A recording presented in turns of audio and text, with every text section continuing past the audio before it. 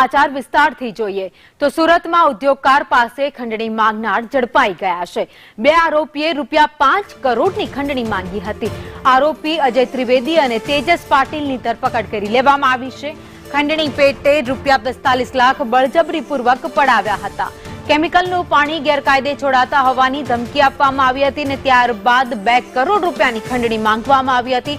એટલું જ નહીં, ઉદ્યોગકાર પાસેથી ₹45 લાખ પડાવી પણ લીધા હતા।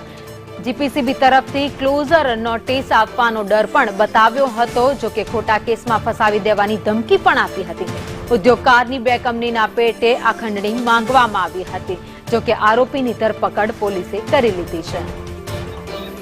વધુ અપડેટ સાથે સંવાદદાતા આઝમ સાલે મારી સાથે જોડાઈ ગયા છે। આઝમ, કરોડોની ખંડણી માંગનાર બંને આરોપી પોલીસના હવાલે। જે ફોટોમાં દેખાઈ રહ્યા છે આરોપી અજયભાઈ રમેશભાઈ ત્રિવેદી અને તેજસ ભરતકુમાર પાટીલની ધરપકડ સત્તાવાર રીતે ગત મોડી રાત્રે સુરત ક્રાઇમ બ્રાન્ચે કરી લીધી અને મહત્વની વાત જે સામે આવી છે કે ઉદ્યોગકારને ઉદ્યોગ ન કરવા આપવાની ધમકી આપવામાં આવી હતી।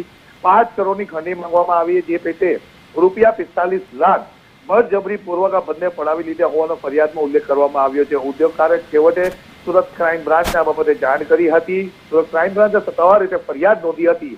આ બંને કેમિકલનું પાણી ગેરકાયદેસર તમે છોડી રહ્યા છો એવી ધમકી આપી જીપીસીબીમાં તમારા પુરાવા રજૂ કરીને તમને ક્લોઝર નોટિસ અપાવશો, સાથે તમે સચિન વિસ્તારમાં ધંધો ના કરી શકશો એવી હાલત ઉભી કરી નાખશો એવી ધમકી આપવાના સાથે 45 લાખ રકમ જે કબજે કરી લેવામાં આવી છે, જે ખંડી પેટે આપવામાં આવી હતી। વધુ તપાસ સુરત ક્રાઇમ બ્રાન્ચ કરી રહી છે। જી, આભાર।